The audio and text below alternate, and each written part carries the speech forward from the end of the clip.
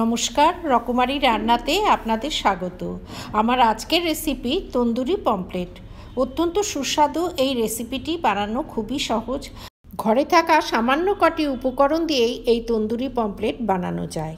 এই তন্দুরি পমফ্রেট গরম গরম ভেজে টমেটো সস ও কাসুন্দি সহযোগে পরিবেশন করলে আপনার বাড়ির ছোট বড় প্রতিটি সদস্য ভীষণ খুশি হয়ে যাবে।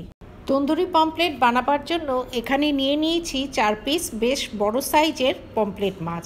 মাছটাকে পরিষ্কার করে ধুয়ে নিয়েছি। এবারেতে দিয়ে দিলাম আধা চামচ মতো নুন, আধা চামচ হলুদ অ্যাড করে দিলাম। অ্যাড করে দিচ্ছি একটা গোটা পাতিলেবুর রস। এতে মাছের মধ্যে কোনো রকম আষ্টে গন্ধ থাকবে না। এবারে নুন, হলুদ ও লেবুর রস দিয়ে ভালো করে মেখে মাছটাকে রেখে দেবো মিনিট 5। এ সময় একটা মশলা করে নেব। এখানে নিয়ে নিয়েছি 3টে ফ্রাই করা শুকনো লঙ্কা, 1 মুঠো ধনেপাতা, 1খানা কাঁচা লঙ্কা আর 8-10 কোয়া রসুন। সমস্ত কিছু মিক্সির জারে দিয়ে এতে দিয়ে দিলাম 2 চামচ টক দই। এই মশলার মিশ্রণে কোনো রকম জলের ব্যবহার করব না। অ্যাড করে দিচ্ছি 1 চামচ রোস্টেড বেসন। বেসনটাকে হালকা ড্রাই রোস্ট করে অ্যাড করে দিলাম। এবারে সমস্ত মশলা দিয়ে একটা পেস্ট বানিয়ে নেব। এতে কোনো জল অ্যাড করব না। এবারে মশলার মিশ্রণটা ঢেলে দিলাম পমফ্রেট মাছগুলোর ওপরে। এতে অ্যাড করে দিলাম আধা চামচ কাশ্মীরি লঙ্কা গুঁড়ো। এতে মাছে একটা সুন্দর কালার হবে। সমস্ত মশলা মাছের দুপিঠে ভালোভাবে লাগিয়ে নিয়ে এটাকে ঢাকা দিয়ে ম্যারিনেট করে রেখে দেব 1 ঘন্টা। হাতে সময় কম থাকলে আধা ঘন্টা ম্যারিনেট করে রাখলেও চলবে। তবে কিছুটা সময় অবশ্যই ম্যারিনেট করে রাখতে হবে, এতে ফিশ ফ্রাইয়ের স্বাদ ভালো হবে। 1 ঘন্টা পর ঢাকনা খুলে নিয়েছি। মশলাগুলো মাছের গায়ে খুব সুন্দর বসে গেছে। ফিশ ফ্রাই বানাবার জন্য গ্যাসে একটা কড়াই বসিয়ে দিলাম। কড়াইতে দিয়ে দিলাম পর্যাপ্ত পরিমাণে সর্ষের তেল। তেলটা খুব ভালো করে গরম করে নিতে হবে, যাতে তেলের কাঁচা গন্ধটা চলে যায়। এরপর এতে অ্যাড করে দিলাম 1 চামচ মতো বাটার। বাটারটা মেল্ট হয়ে গেলে মশলা মাখানো মাছগুলো এতে দিয়ে দিলাম।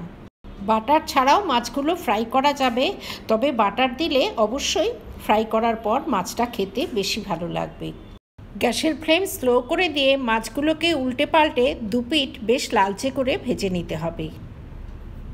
এইভাবে প্রথম ব্যাচের 2টো মাছ ভেজে তুলে নিলাম। মাছগুলো ভেজে তুলে নেওয়ার পর কড়াইয়ের অবশিষ্ট তেলে আরও খানিকটা বাটার অ্যাড করে দিলাম। বাটারটা ভালোভাবে মেল্ট হয়ে গেলে এতে দ্বিতীয়বারের জন্য আরও 1খানা মাছ দিয়ে দিলাম। এখন কড়াইতে তেল একটু কম আছে, সেজন্য 1খানা করে মাছ ভেজে নেব। মাছের দুপিঠ বেশ লালচে করে ভেজে একটা থালায় তুলে নিলাম। এই তন্দুরি পমফ্রেট বানাতে খুব বেশি তেলের প্রয়োজন হয় না। এরপর ওই কড়াইতেই আরও খানিকটা বাটার অ্যাড করে সবশেষের মাছটা ভেজে নিলাম।